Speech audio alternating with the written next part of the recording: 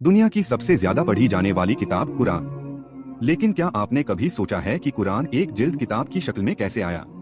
क्या यह एक ही दिन में लिखा गया या इसके पीछे सालों की मेहनत और कुर्बानी है? आज की इस डॉक्यूमेंट्री में हम जानेंगे कुरान के जमा होने की पूरी सच्ची और ऐतिहासिक कहानी। 610 ईस्वी मक्का की गारे हिरा में मोहम्मद सल्लल्लाहु अलैहि वसल्लम पर पहली वही नाजिल होती है।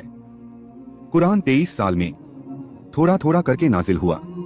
जब भी कोई आयत उतरती, नबी सल्लल्लाहु अलैहि वसल्लम सहाबा को बुलाते और फरमाते कि इसे फला सूरह में फला जगह लिखा जाए।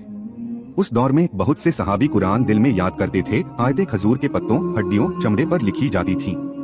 लेकिन उस समय कुरान एक किताब की शक्ल में मौजूद नहीं था। नबी सल्लल्लाहु अलैहि वसल्लम के विसाल के बाद जंग यमामा हुई। इस जंग में बहुत से हाफिजे कुरान शहीद हो गए। यह देखकर उमर इब्न अल खत्ताब को चिंता हुई। उन्होंने खलीफा अबू बकर से कहा, अगर हाफिज कम होते गए तो कुरान के महफूज रहने में खतरा हो सकता है। शुरू में हजरत अबू बकर हिचकिचाए, लेकिन फिर एक ऐतिहासिक फैसला लिया गया।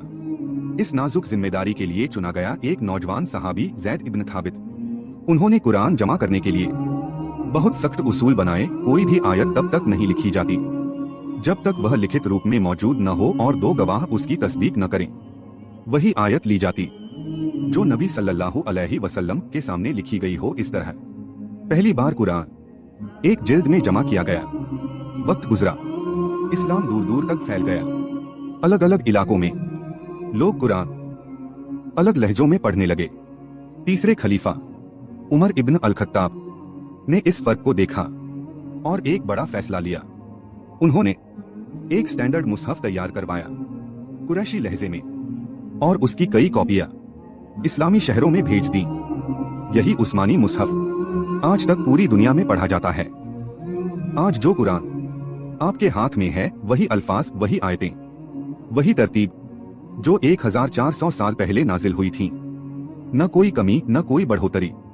कुरान सिर्फ एक किताब नहीं, यह अल्लाह का वो पैगाम है जिसकी हिफाजत खुद अल्लाह ने की।